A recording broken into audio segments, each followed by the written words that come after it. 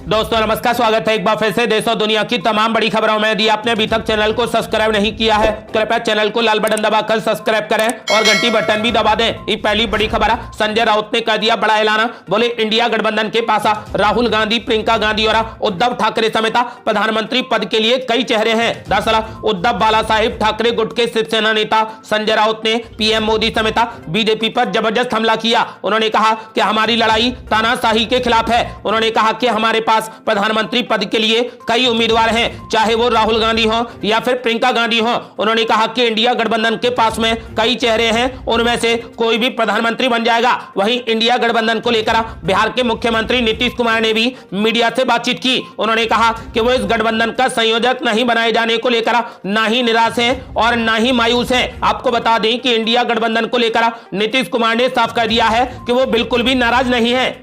अगली बड़ी खबर, पीएम मोदी के खिलाफ बिना चेहरे के ही चुनाव लड़ेगा इंडिया गठबंधन। शरद पवार ने कर दिया बड़ा ऐलान। बोले चेहरे की कोई जरूरत नहीं। दरअसल एनसीपी चीफ शरद पवार ने लोकसभा चुनाव 2024 में विपक्षी गठबंधन इंडिया की ओर से प्रधानमंत्री पद के चेहरे को लेकर बड़ा बयान दे दिया है। उन्होंने पुणे में कहा कि लोकसभा चुनाव में इंडिया गठबंधन को प्रधानमंत्री फेस की कोई भी जरूरत नहीं है। दरअसल पत्रकारों ने उनसे पूछा कि क्या इंडिया गठबंधन के पास प्रधानमंत्री पद का कोई चेहरा नहीं है। इस पर उन्होंने कहा कि विपक्ष के लिए प्रधानमंत्री कैंडिडेट घोषित करना आवश्यक नहीं है। मालूम हो कि 19 दिसंबर को नई दिल्ली में इंडिया गठबंधन के दलों की बैठक हुई थी। इस दौरान मुख्यमंत्री ममता बनर्जी और मुख्यमंत्री अरविंद केजरीवाल ने कहा कि कांग्रेस अध्यक्ष मल्लिकार्जुन खड़गे को इंडिया गठबंधन की ओर से प्रधानमंत्री उम्मीदवार बनाया जाना चाहिए। आपको बता दें कि फिलहाल शरद पवार ने कहा है कि अगर लोग बदलाव के मूड में हैं तो वे बदलाव लाने के लिए निर्णय लेंगे। ऐसे में प्रधानमंत्री पद के चेहरे के लिए उम्मीदवार घोषित करना आवश्यक नहीं है। आपको बता दें कि फिलहाल प्रधानमंत्री मोदी के खिलाफ इंडिया गठबंधन 2024 का लोकसभा चुनाव बिना चेहरे के ही लड़ेगा। अगली बड़ी खबर, लोकसभा चुनाव के लिए इंडिया गठबंधन में आसान नहीं है कांग्रेस पार्टी की राह। समाजवादी पार्टी और आरजेडी ने रख दी बड़ी शर्त। दरअसल इंडिया गठबंधन में सीट बंटवारे को लेकर चल रही खींचतान घटने की जगह और ज्यादा बढ़ती जा रही है। दिल्ली, पंजाब, यूपी और पश्चिम बंगाल के बाद अब बिहार में भी स्थानीय दल कांग्रेस पार्टी को उसके मुताबिक सीटें देने को तैयार नहीं है। एबीपी न्यूज के सूत्रों के मुताबिक बिहार में आरजेडी ने कांग्रेस पार्टी से साफ कह दिया है कि वे सहयोगी दलों को केवल 6 सीटें ही दे सकते हैं। आरजेडी और जेडीयू 17 सीटों पर चुनाव लड़ने की तैयारी में है। आरजेडी का साफ कहना है कि वो सीपीआई, एमएल और सीपीआई के लिए 2 सीटें और कांग्रेस पार्टी के लिए मात्र 4 सीटें छोड़ सकती है। तो वहीं दूसरी ओर उत्तर प्रदेश में समाजवादी पार्टी ने कांग्रेस पार्टी से साफ कह दिया है कि वे उन्हें केवल 8 सीटें ही दे सकती है। इन 8 सीटों में बनारस, लखनऊ जैसी सीटें शामिल हैं जहां पर समाजवादी पार्टी की मौजूदगी ज्यादा नहीं है। इन सबसे अलग कांग्रेस पार्टी दोनों ही राज्यों में सहयोगियों से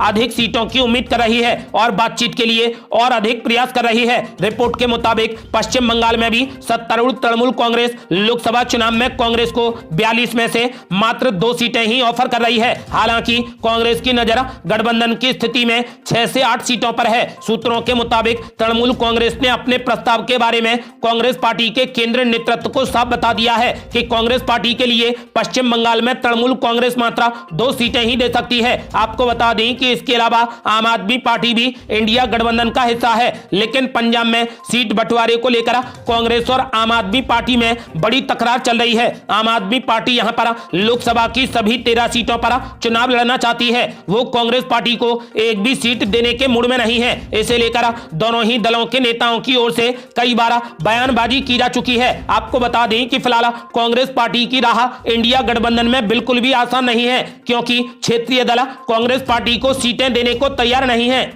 अगली बड़ी खबर, बिहार की सियासत में होने वाली है बड़ी उथल पुथल।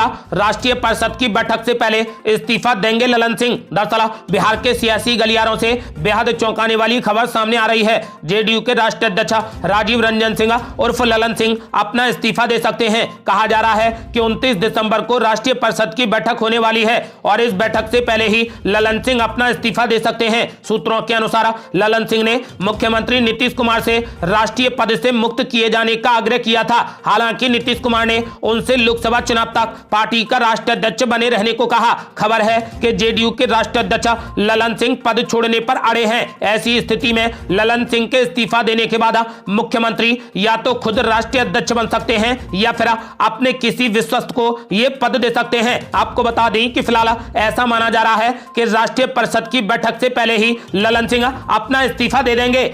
अगली बड़ी खबर, बीजेपी सांसद रवि किशन ने कर दिया बड़ा दावा। बोले विपक्ष की अच्छी चल रही तैयारी, हर राज्य में मिलेंगी सीटें। राहुल गांधी को दे डाली बड़ी सलाह। दरअसल अभिनेता और गोरखपुर सांसद रवि किशन 2 दिवसीय वाराणसी दौरे पर पहुंचे। रवि किशन ने कहा कि एक समय था जब अयोध्या में लाठियां और गोलियां चलती थी, लेकिन आज मोदी और योगी युग में शांतिपूर्ण तरीके से राम मंदिर का निर्माण हो रहा है। उन्होंने कहा कि 22 जनवरी को अयोध्या में राम मंदिर की प्राण प्रतिष्ठा का आयोजन हो रहा है और ये 100 करोड़ सनातन की आस्था से जुड़ा हुआ विषय है। उन्होंने कहा कि इसमें सभी को जाना चाहिए। कुछ लोग तो भगवान राम के अस्तित्व को भी मानने के लिए तैयार नहीं थे, उनको भी जाना चाहिए। सभी लोग जाएं और सद्बुद्धि पाएं। उन्होंने कहा कि लेकिन जो लोग नहीं जाएंगे, इससे यह पता चल जाएगा कि ये वो लोग हैं जो आज भी भगवान राम को देखना नहीं चाहते। एबीपी लाइव से बातचीत के दौरान इंडिया गठबंधन पर तंज कसते हुए रवि किशन ने कहा कि विपक्षी दलों में बहुत अच्छी तैयारी चल रही है। उन्हें हर राज्य में 2 से 3 सीटें आने वाले लोकसभा चुनाव में मिल रही हैं, लेकिन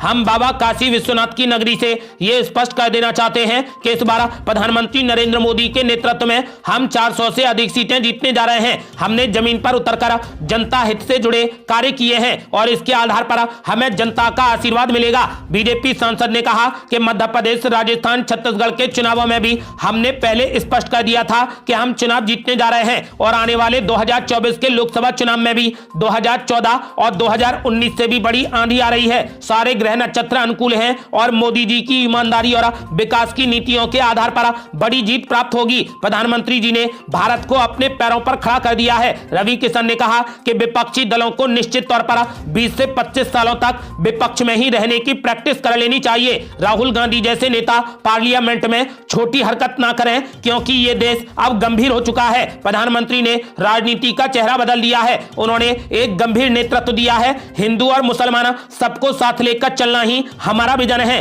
रवि किशन ने साफ कर दिया है कि 2024 के लोकसभा चुनाव में बीजेपी की आंधी आने वाली है और 400 सीटों के साथ पीएम नरेंद्र मोदी एक बार फिर से प्रधानमंत्री बनने जा रहे हैं। अगली बड़ी खबर, स्वामी प्रसाद मौर्य के बयान पर समाजवादी पार्टी में पड़ गई फूटा। बगावत में उतरे नेता, बोले बीजेपी के इशारे पर कर रहे काम। दरअसल समाजवादी पार्टी नेता स्वामी प्रसाद मौर्य ने एक बार फिर बड़ा विवादित बयान दिया है। सपा नेता पर अखिलेश यादव की चेतावनी का कोई भी असर नहीं हुआ। अब स्वामी प्रसाद मौर्य ने कहा कि हिंदू धर्म कोई धर्म नहीं है, ये एक धोखा है। उनके इस बयान पर सपा नेताओं की प्रतिक्रियाएं आ रही हैं। पार्टी प्रवक्ता आईपी सिंह ने अपना रिएक्शन दिया है। आईपी सिंह ने कहा कि जो घर फूके अपना, चले हमारे साथ। उन्होंने कहा कि आपकी बेटी बीजेपी से सांसद है और घोर सनातनी है। पहले उसे हिंदू धर्म, सनातन धर्म की कमियों के बारे में समझा लेते। जब 5 वर्ष बीजेपी से कैबिनेट मंत्री थे, तब 2 शब्द हिंदू धर्म के बारे में आपके मुंह से नहीं निकला। उन्होंने कहा कि मुझे लगता है कि आप स्वामी जी बीजेपी के इशारे पर काम कर रहे हैं। आपको बता दें कि स्वामी प्रसाद मौर्य ने अब एक बार फिर से हिंदू धर्म को लेकर बड़ी विवादित टिप्पणी की है। उन्होंने कहा कि हिंदू धर्म कोई धर्म नहीं है, ये एक धोखा है, जिसके बाद समाजवादी पार्टी में भी अब उनका विरोध शुरू हो गया है। अगली बड़ी खबर, मुख्तार अब्बास नकवी ने स्वामी प्रसाद मौर्य और शफीकुर रहमान बर्क पर बोला जबरदस्त हमला। बोले अगर जनता ने मोदी को आशीर्वाद ना दिया होता तो भगवान राम अभी 600 साल और टेंट में ही कैद रहते। दरअसल उत्तर प्रदेश स्थित अयोध्या में राम मंदिर के निर्माण और हिंदू धर्म पर समाजवादी पार्टी के सांसद शफीकुर रहमान बर्क और स्वामी प्रसाद मौर्य के बयान पर भारतीय जनता पार्टी के नेता और पूर्व केंद्रीय मंत्री मुख्तार अब्बास नकवी ने अपनी प्रतिक्रिया दी। उन्होंने कहा कि ना नौमन तेल होगा, ना बर्क साहब नाचेंगे। अब यहां पर बाबर जैसा क्रूर विदेशी आक्रमणकारी देश की आस्था और विरासत को नुकसान नहीं पहुंचा सकता। सपा नेता स्वामी प्रसाद मौर्य के बयान पर मुख्तार अब्बास नकवी ने कहा कि इस तरीके की जो बकवास बहादुर और बयान बहादुर के मुंह से सुनने को मिल रही है, इससे एक बात बिल्कुल साफ हो गई है कि अगर जनता ने मोदी को आशीर्वाद ना दिया होता तो भगवान राम अभी 600 साल और टेंट में ही कैद रहते और विदेशी आक्रमणकारियों की क्रिमिनल, क्यूनल और क्रूर करतूत के ये कवच बने रहते। हजारों लोगों का बलिदान है जो राम मंदिर आज बन रहा है और ये उसी की बौखलाहट है जो कुछ लोग ऐसे उल्टे सीधे बयान दे रहे हैं। अगली बड़ी खबर, चंद्रशेखर आजाद ने इंडिया गठबंधन को लेकर कर दिया बड़ा दावा। बोले सिर्फ गठबंधन बनाने से चुनाव नहीं जीता जा सकता। समाजवादी पार्टी और कांग्रेस को दे डाली बड़ी सलाह। दरअसल लोकसभा चुनाव 2024 को लेकर बने इंडिया गठबंधन पर आजाद समाज पार्टी के नेता चंद्रशेखर आजाद ने बड़ा दावा कर दिया है। उन्होंने कहा कि सिर्फ गठबंधन बनने से चुनाव नहीं जीत सकते, उसके लिए जमीन पर जाना पड़ता है। मेरी पार्टी नगीना लोकसभा सीट पर जमीन पर काम कर रही है। प्रत्याशियों का ऐलान पहले करना होता है और जातीय समीकरणों का भी ध्यान रखना होता है। चंद्रशेखर ने कहा कि इस बार बीजेपी के दांत खट्टे होंगे। चंद्रशेखर ने कहा कि इंडिया गठबंधन के लिए सबसे जरूरी यह है कि सिर्फ राजनीतिक दल ही नहीं बल्कि जनता से भी गठबंधन हो। उन्होंने कहा कि साल 2024 के चुनाव में अगर बीजेपी को हराना है तो उसके लिए विकल्प अच्छा होना चाहिए। नगीना से चुनाव लड़ने के सवाल पर आजाद समाज पार्टी के नेता ने कहा कि मैं पूरी मजबूती के साथ में चुनाव लड़ूंगा। इंडिया गठबंधन में शामिल होने के सवाल पर चंद्रशेखर ने कहा कि मैं ये कह रहा हूं कि इंडिया गठबंधन अगर पार्टियों का होगा तो बात आगे नहीं बढ़ेगी। जनता से भी गठबंधन बेहद जरूरी है। उन्होंने कहा कि इस बार बीजेपी के दांत खट्टे होंगे। अगली बड़ी खबर, ब्रजभूषण शरण सिंह को लेकर डिंपल यादव ने मोदी सरकार पर बोला जबरदस्त हमला। बोली ये बड़ी सोची समझी साजिश है। दरअसल खिलाड़ियों और भारतीय कुश्ती संघ में छिड़े विवाद के बीच खेल मंत्रालय ने कुश्ती संघ को सस्पेंड कर दिया है, जिस पर समाजवादी पार्टी की सांसद और अखिलेश यादव की पत्नी डिंपल यादव की बड़ी प्रतिक्रिया सामने आई है। उन्होंने कहा कि यह सब बड़ी सोची समझी साजिश के तहत किया गया है। सरकार को पहले ही ब्रजभूषण शरण सिंह को हटा देना चाहिए था। सपा सांसद डिंपल यादव अपने संसदीय क्षेत्र मैनपुरी पहुंची, जहां उन्होंने बीजेपी सांसद ब्रजभूषण शरण सिंह को लेकर यह बात की। उन्होंने कहा कि पहले जब सरकार के पास में समय था तब ही सरकार को ब्रजभूषण शरण सिंह को हटा देना चाहिए था, लेकिन तब उन्हें हटाया नहीं गया। अब लगता है कि यह सब बड़ी सोची समझी साजिश के तहत किया गया है। अगली बड़ी खबर, कांग्रेस नेता इमरान प्रतापगढ़ी ने कर दिया बड़ा दावा। बोले सर्वे देखने के बाद इंडिया गठबंधन में शामिल होने पर सोचेंगी मायावती। दरअसल उत्तर प्रदेश में इंडिया गठबंधन को लेकर बयानबाजी लगातार जारी है। दूसरी ओर एबीपी न्यूज द्वारा सी वोटर के जरिए कराए गए सर्वे के बाद बयानबाजी और तेज हो गई है। अब कांग्रेस नेता इमरान प्रतापगढ़ी ने बड़ा बयान दिया है। उन्होंने बीएसपी चीफ मायावती के इंडिया गठबंधन में आने पर बड़ी टिप्पणी की है। उन्होंने गठबंधन में प्रधानमंत्री उम्मीदवार को लेकर भी बड़ा बयान दिया। बीएसपी को इंडिया गठबंधन में शामिल करने के सवाल पर इमरान प्रतापगढ़ी ने कहा कि जिसको भी बाबा साहब का मिशन बचाना है, संविधान बचाना है, उसे इंडिया में शामिल होना ही पड़ेगा। सर्वे देखने के बाद मायावती भी नए सिरे से सोचेंगी। सर्वे देखने के बाद बीजेपी के विरोधी दलों को साथ आना चाहिए। उन्होंने कहा कि मैं पूरी गारंटी के साथ कह रहा हूं कि काठ की हांडी 2 बार चढ़ चुकी है, तीसरी बार नहीं चढ़ेगी। अगली बड़ी खबर, लोकसभा चुनाव में छोटे दल बिगाड़ेंगे एनडीए और इंडिया गठबंधन का खेला। बिहार में तीसरा मोर्चा बनाने की बड़ी तैयारी। दरअसल लोकसभा चुनाव 2024 में अपनी मौजूदगी दिखाने के लिए छोटे दल भी बेहद सक्रिय हैं। एनडीए हो या फिर इंडिया गठबंधन, दोनों खेमों में छोटे दल अपनी ताकत दिखाने की होड़ में हैं। इन दलों में कुछ ऐसे भी हैं जो समीकरणों पर प्रभाव डाल सकते हैं। इनमें लोजपा, रालोजपा, रालोजद और हम तथा वीआईपी शामिल हैं। वहीं कुछ छोटे दल ऐसे हैं जो एनडीए और इंडिया गठबंधन दोनों ही गठबंधन का खेल बिगाड़ सकते हैं। बसपा, एआईएमआईएम जैसे दलों की भी अपने हिसाब से हाजिरी लगाने की तैयारी है। इनमें से असदुद्दीन ओवैसी की पार्टी तो बिहार में तीसरा बड़ा मोर्चा बनाने की कवायद भी शुरू कर चुकी है। इसके लिए एआईएमआईएम अन्य छोटे दलों के संपर्क में है। अगली बड़ी खबर, राहुल गांधी और मल्लिकार्जुन खड़गे की बिहार के कांग्रेस नेताओं के साथ हो रही बड़ी बैठक। लोकसभा चुनाव की रणनीति पर हो रही बड़ी चर्चा। दरअसल आज बिहार के कांग्रेस नेताओं के साथ में राहुल गांधी और पार्टी अध्यक्ष मल्लिकार्जुन खड़गे बड़ी बैठक कर रहे हैं। इसमें कांग्रेस प्रदेश अध्यक्ष अखिलेश प्रसाद सिंह, नए प्रदेश प्रभारी मोहन प्रकाश समेत बिहार कांग्रेस के कई वरिष्ठ नेता शामिल हैं। बताया जा रहा है कि इस बैठक में आगामी लोकसभा चुनाव को लेकर चर्चा की जा रही है। राहुल गांधी एवं मल्लिकार्जुन खड़गे बिहार में कांग्रेस की मौजूदा स्थिति एवं चुनावी तैयारियों की समीक्षा कर रहे हैं। इसके साथ ही आरजेडी, जेडीयू के साथ में सीट शेयरिंग के मुद्दे पर भी चर्चा की संभावना है। अगली बड़ी खबर, कांग्रेस पार्टी के मंत्री शिवानंद पाटिल ने दे दिया विवादित बयान।